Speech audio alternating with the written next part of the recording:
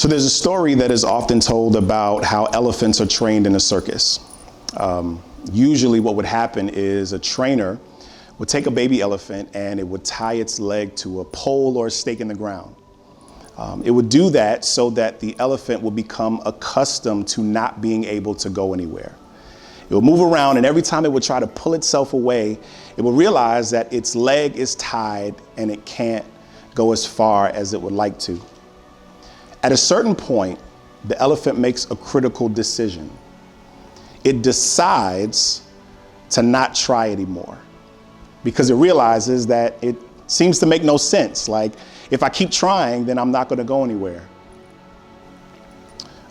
During this time, the trainer would set up a little bit of slack so that the elephant will be able to roam around a little bit.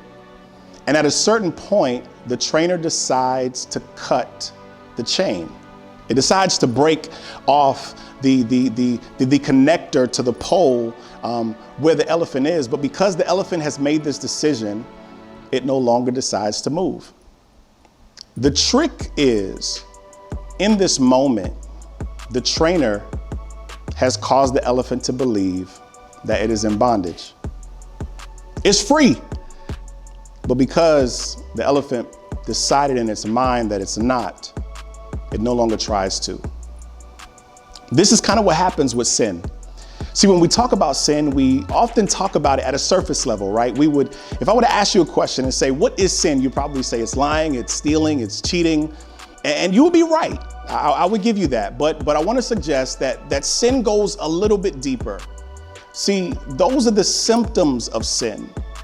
But sin is actually far deeper within the heart. It goes deeper within the soul. It is a defect in our spiritual DNA that distorts the way that we see life around us and completely transforms the way that we live.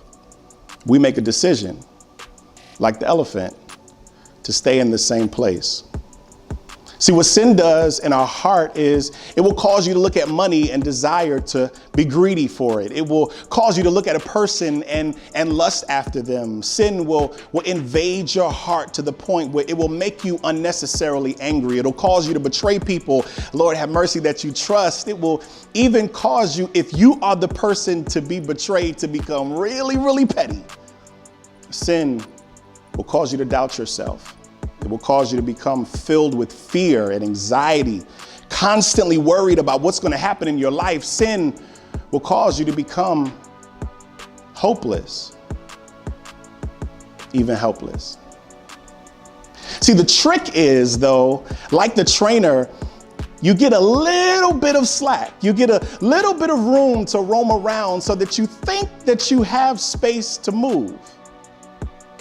And that's where the symptoms come in. That's where the stealing comes in. That's where the lying comes in. Let me flip it for you. That's where proving yourself in school to make good grades or trying to do things so that you can get on your parents' good side. Doing things so that you can increase your self-esteem and make yourself feel better about who you are and who you were created to be. It's just a little bit of slack to make you believe that you can still live your life. But God so loved the world. He gave his only son, and Jesus came and he cut the chain. That's the powerful thing about tonight, right? Jesus' sacrifice proves to us that we don't have to be bound.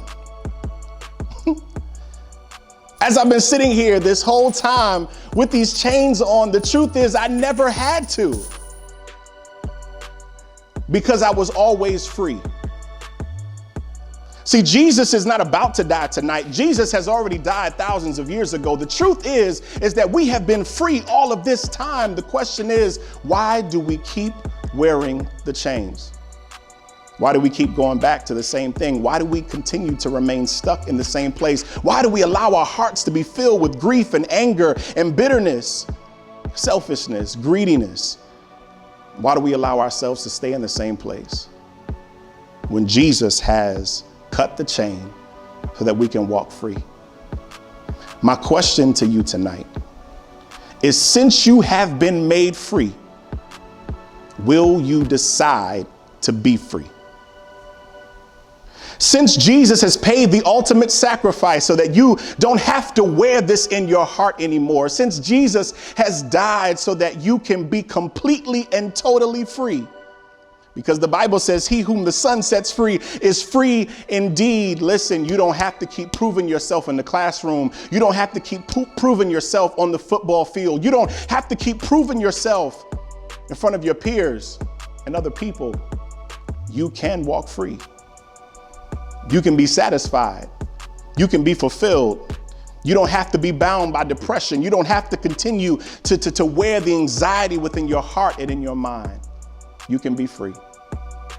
My invitation to you tonight is for you to walk out free.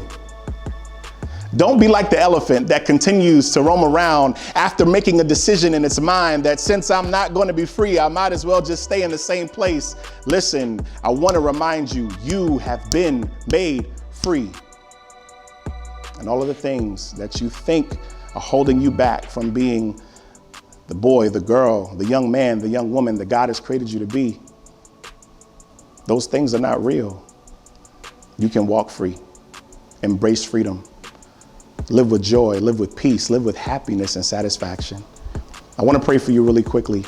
Before I pray, I want you to take a moment to pray right where you are, to ask the Lord, Lord, help me to realize, help me to embrace this sacrifice so that I don't have to keep living my life the same way. Help me so that I don't have to keep proving myself over and over again. The truth is, it's not going anywhere. You know it. Ask him, Lord, help me to really live out the freedom that you died for me to have so that I can have life and have it more abundantly. Father, we thank you so much for your sacrifice. So many times we take it for granted and we live our lives, God, as if we have to prove something on top of what you've already done. But the truth is, you have made us free completely on the cross. So Father, I pray for my brother and my sister tonight that you would give them the courage, give them the hope, give them the strength to walk away